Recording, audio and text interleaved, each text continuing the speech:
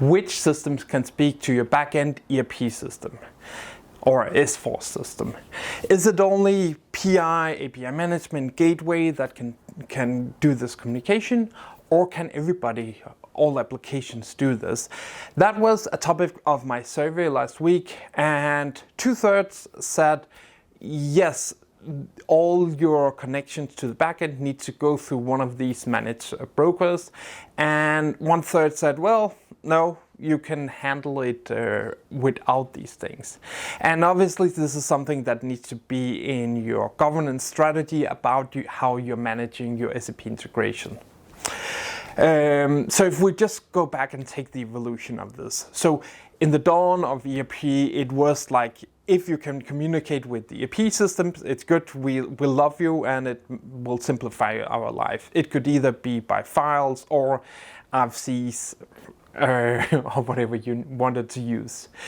Then 2005, Enterprise Service Bus was created, an exchange infrastructure from SAP that enabled you to say, okay, all our communications is going through this bus, and here we can see what's going on. And the purpose was to say you could just send an invoice and it will be distributed to all the places that needed this invoice. It was good.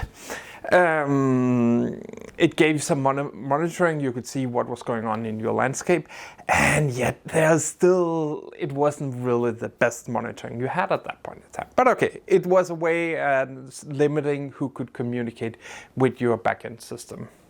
In about 2015, probably, API became the hot topic in enterprises. You needed to get the API economy. It could be a bit earlier.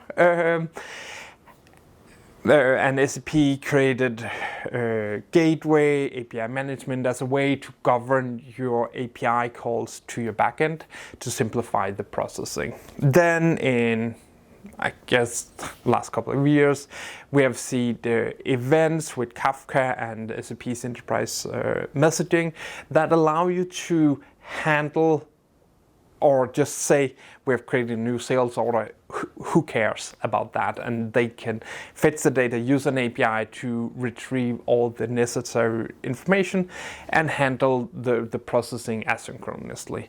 And then lately we got RPA also to process some of these transactions in a little different way. So one time when I was challenged about this was, I was working on a client project, probably 2007, and they had timekeeping systems that I think employees stamped in whenever they arrived, and then in the ERP systems all this time was registered.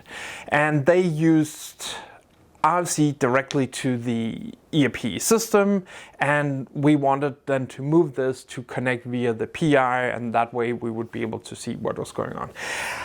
I can't remember if we succeeded on how that all turned out, but that was an idea where it says this really does not add too much value, that we can see it in the PI that they are communicating, it's just adding an extra error handling. The reason we started to talk about this was also last week we were helping EDI Platform Broker about should they connect directly with the ERP system using IDOC HTTP, or should it be brokered through a PI system? And obviously for the use cases it really doesn't matter, but I think that at some point in time you reached an application level where it does not make sense for it not to communicate directly with your backend system. And so that's probably the reason that, or the place you want to set on at that. At some point, in some levels, it does not make a lot of value to have brokered connections, but if your application becomes too big, brokered connections can be useful, and it can simplify the life. So until you reach a certain volume, maybe it makes sense, and then once it becomes a big thing, you want to use direct communication. So that's probably where I'm at, and then in some cases, brokered connection add value, and in other cases, you probably should not do it. Because the monitoring and management of it just becomes an extra layer. And I think that is also a part of it. So even though if you had a policy that says all communication from ERP should go through my PI system, and then you had API management in front of that, that would not be a sufficient sustainable solution, because you just add an extra layer of complexity that made it too complicated whenever you're developing new things.